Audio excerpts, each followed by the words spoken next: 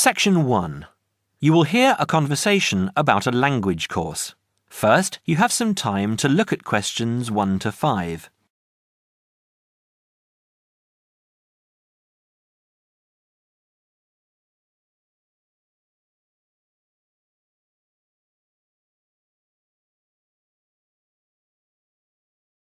You will see that there is an example that has been done for you.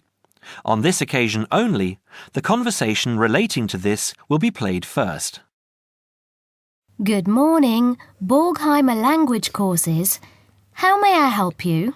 Oh yes, I contacted you some time ago about following a German course in Germany, and you advised me to take your placement test before we go any further. Well, I've done that now, so I'd like to go ahead with booking the course for this summer, if that's possible. Certainly, sir. You said you took the placement test.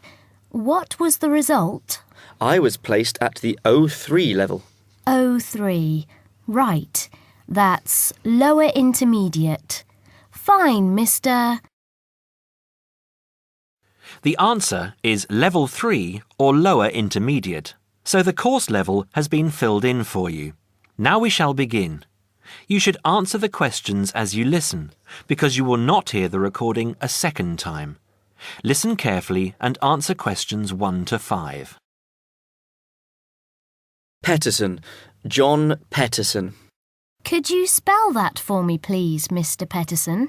P-E-T-T-E-R-S-S-O-N. That's a double T and a double S. Am I right? That's right. Now, could I ask you where the course takes place?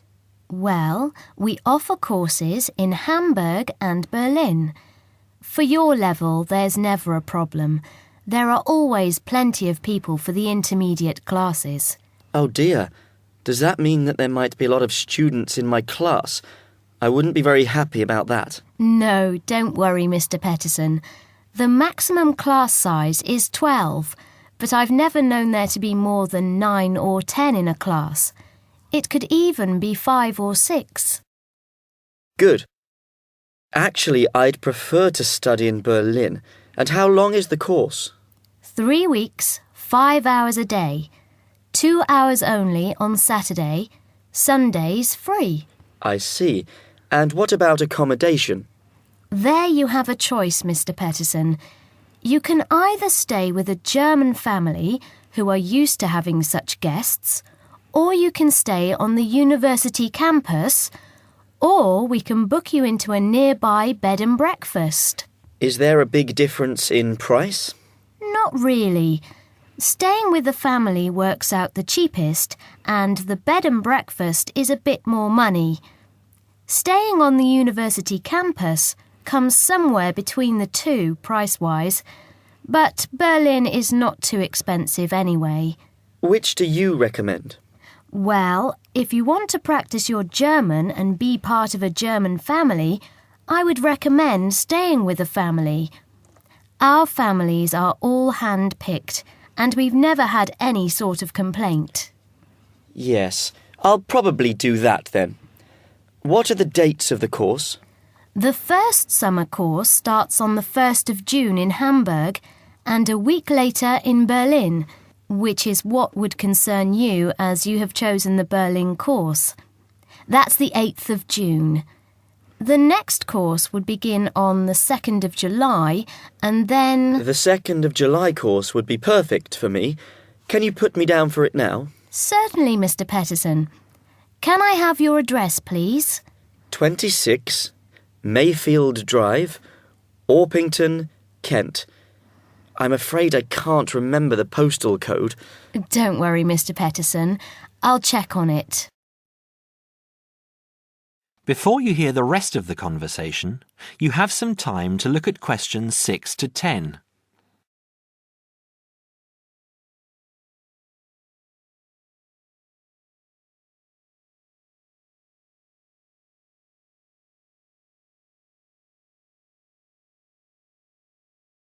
Now listen and answer questions 6 to 10. There are a couple of other things I'd like to ask. Certainly. What do I need to bring on the course?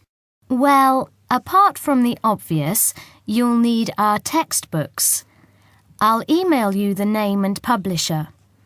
You should be able to find it in your local bookstore. If you do have problems, call me or email me and I'll see what I can do.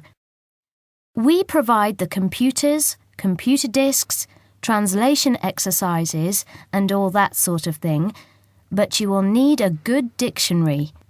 We recommend Langenscheidt, which is more than adequate for your level. You don't have to go and spend a lot of money on an expensive dictionary. Not yet, anyway. Maybe you will when your German reaches a very high standard. That would be very nice. Now, finally, what about the cost of the course? And how do I pay? Would you like to pay that in pounds or in euros? Euros would be fine. In that case, it's 550 euros. You can pay by credit card if you like. Oh dear, I'm afraid I haven't got a credit card. How else can I pay? That's not a problem, Mr. Peterson. You can pay by bank transfer. Fine. By the way, I forgot to mention I am a full-time student. Have you got a student card? Oh, yes. Then that does make a difference, you'll be pleased to hear. You are entitled to 35% off the full price. And if you can persuade a few people to join you, it would work out even cheaper. How do you mean exactly? Well, for every 5 people you find, 1 goes free. In other words, if there are 6 of you, you get 1 free course. Of course, in reality, you would divide up the savings amongst you, presumably. Right. Well, I'll see what I can do. Thank you. Not at all, Mr. Peterson, and I'm sure you'll enjoy the course. There are, of course, sightseeing possibilities. Would you like me to send you our brochure describing them? Yes, thank you. I'd appreciate that. Anyway, thanks for your help. If I want to call back, who do I ask for? Susanna. I'm here most of the time. That is the end of section 1. You now have half a minute to check your answers.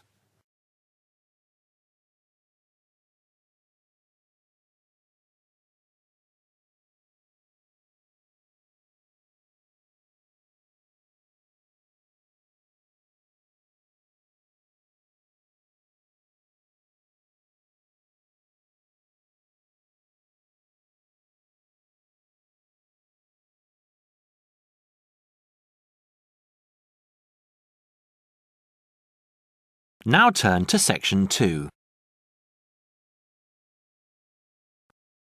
Section 2. You will now hear a radio talk on agricultural regulations. First, you have some time to look at questions 11 to 15.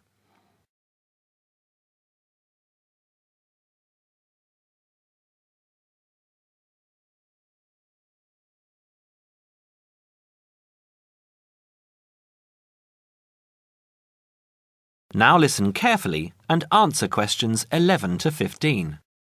Could there be clearer proof of the arrogance and indifference of those who are supposed to keep our food safe than the muzzling of John Verrill? Agriculture is a business, true, and businesses have to make money. But this shows how ministers and officials put the profits of the agriculture business before the well-being of the British people. Mr. Verrill, a pharmaceutical chemist, was appointed to represent consumers on one of the many committees that advise the government on food safety. When he tried to do his job, though, and wanted to warn ministers of a danger to children's health, he was refused permission to do so. The danger comes from hormones given to cattle in the USA and some other countries to make them grow faster. They speed up the animal's development to maturity, thus making meat production more profitable. There have, however, long been fears that the hormones have horrendous effects on the people who eat them, causing diseases as serious as cancer. Once these hormones were used on British cattle too, but over 20 years ago they were banned in Europe for being too dangerous. Indeed, so concerned is the European Union that it banned imports of hormone-fed beef years ago, much to the fury of the US government, which wants to sell it all over the world. Several years ago, the USA and Canada asked the World Trade Organization to declare the ban illegal and to punish Europe for failing to lift it. The WTO, with its long record of refusing to let environmental or safety concerns interfere with trade, agreed, imposing fines of more than $120 million a year on the EU for its refusal to back down. The British government now backs the Americans, claiming that there is no proof that hormone-fed beef does any harm. This is where Mr. Verrill comes in. He is very angry with the government, especially as their claim comes out just after a Danish study shows that growth hormones are 200 times more dangerous than was previously thought. Worried by these findings, Mr. Verrill spoke to government representatives, who did nothing. Before you hear the rest of the talk, you have some time to look at questions 16 to 20.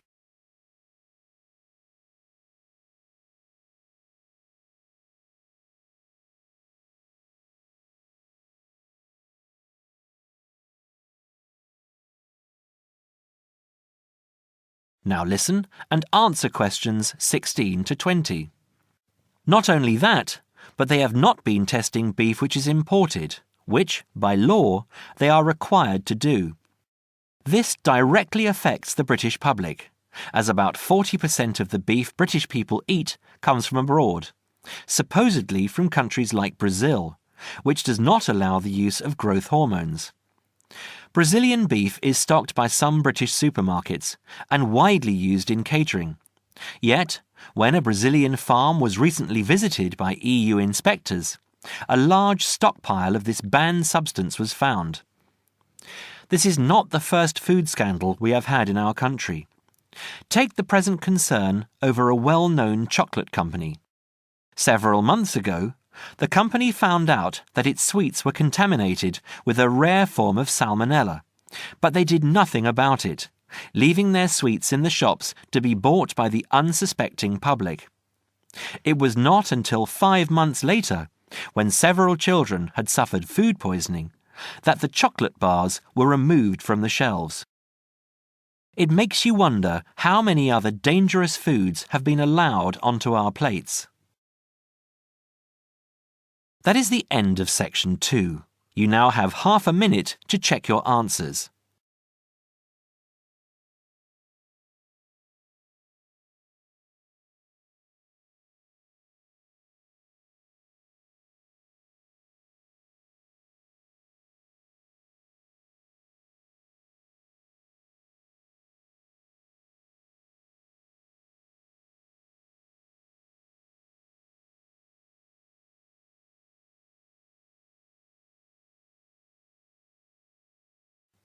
Now turn to section 3.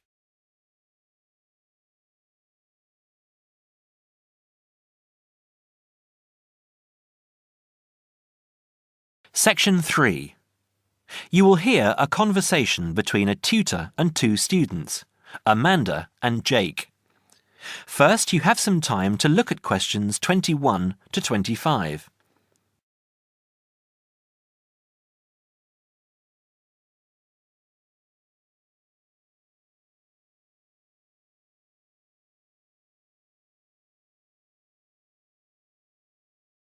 Now listen carefully and answer questions 21 to 25. So, Jake and Amanda, how did the project go? Very well, I think, Dr. Hinton. I certainly learned a lot and enjoyed myself at the same time. Me too. So, remind me, what was your project about? Basically, what makes successful people? Let's call them top achievers successful. Yes, how are they different from us? What do they do that other less successful people don't do? Interesting. And did you come to any conclusions? Quite a few, actually. Good. Share some with me then. Well, I'd always thought that a top achiever would be the sort of person who would bring work home every night and slave over it. But it appears not. Those types tend to peak early and then go into decline. They become addicted to work itself, with much less concern for results. We found that high achievers were certainly ready to work hard, but within strict limits. They knew how to relax, could leave their work at the office, prized close friends and family life, and spent a healthy amount of time with their children and friends. There's a lesson for us all there. Anyway, go on.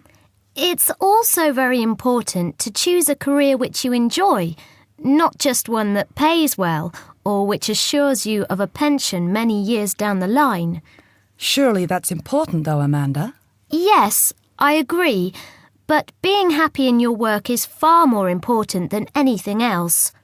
Top achievers spend over 2/3 of their working hours on doing work they truly prefer and only 1/3 on disliked chores. They want internal satisfaction, not just external rewards such as pay rises and promotions. Before you hear the rest of the conversation, you have some time to look at questions 26 to 30.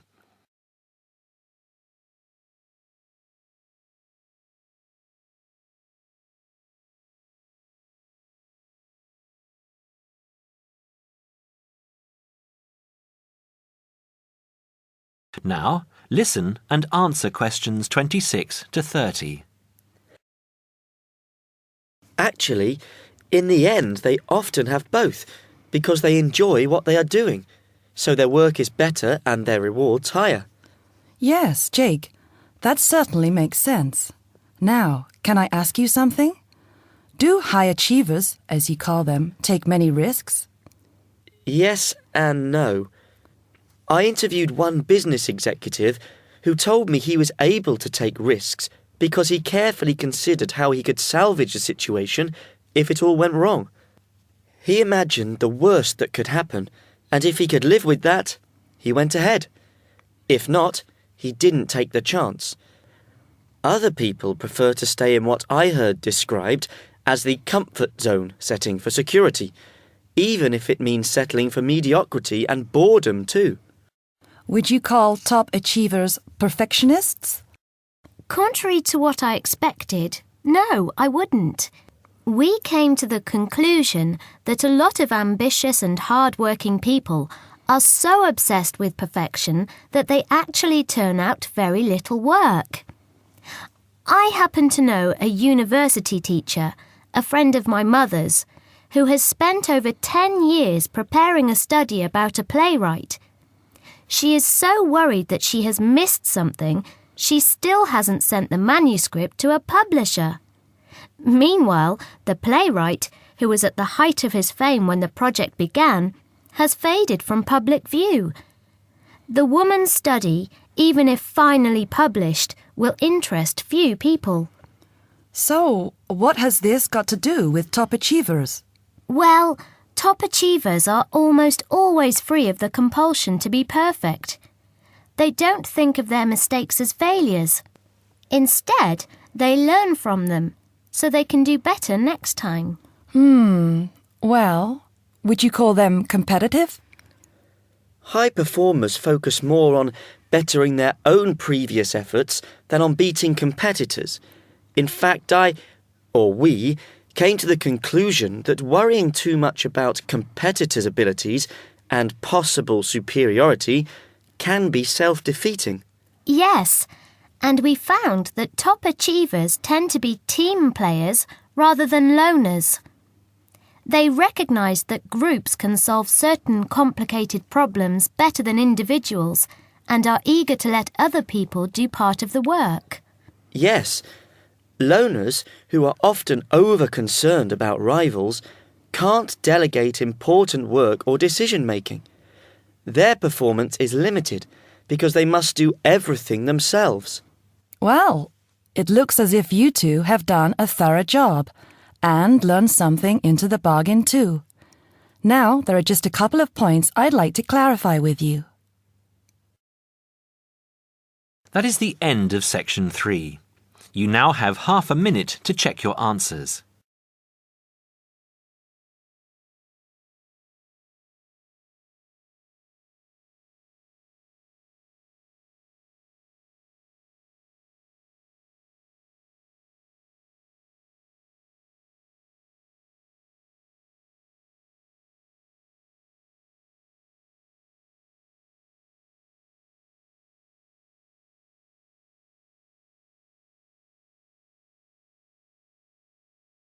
Now turn to section 4. Section 4. You will hear a talk on seasonal affective disorder. First, you have some time to look at questions 31 to 40.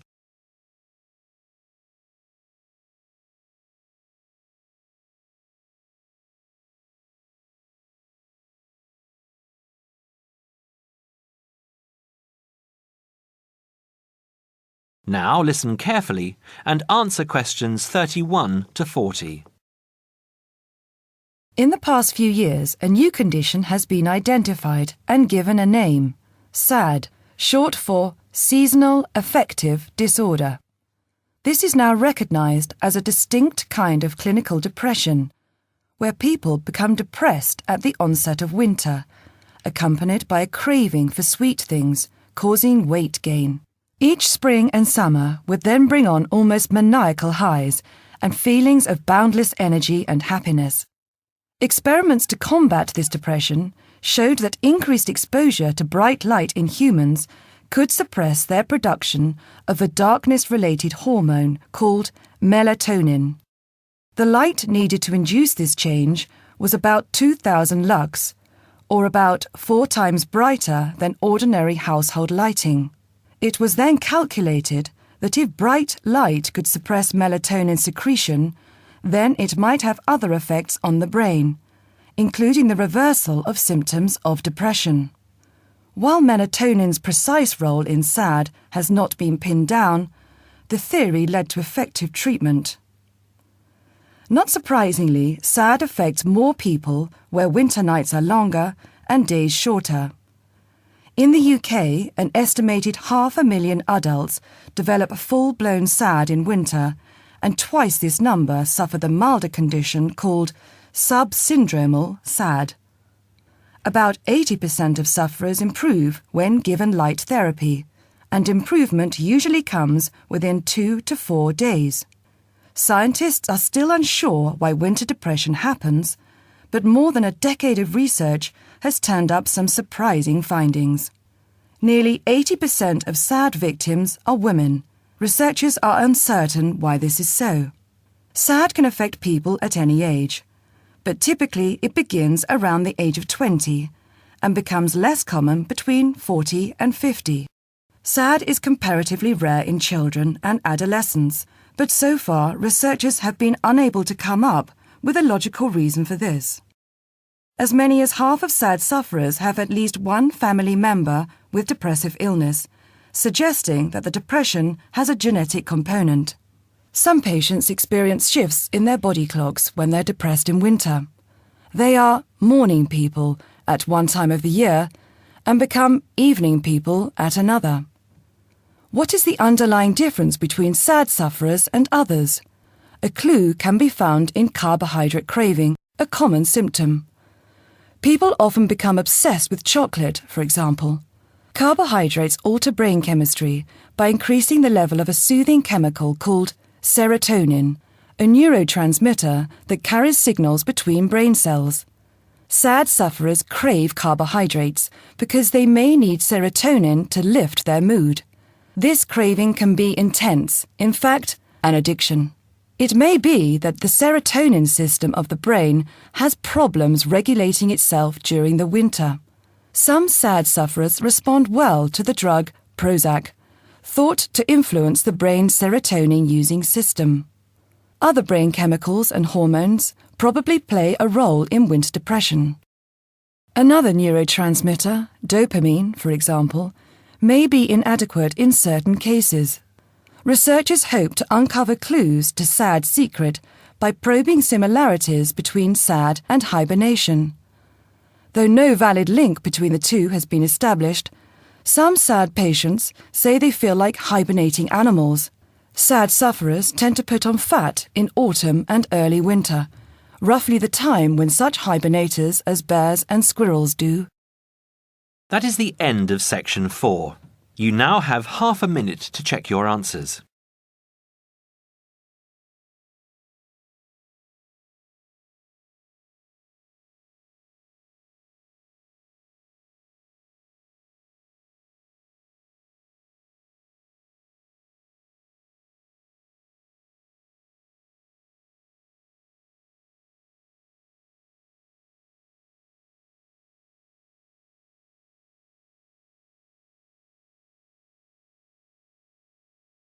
That is the end of the listening test.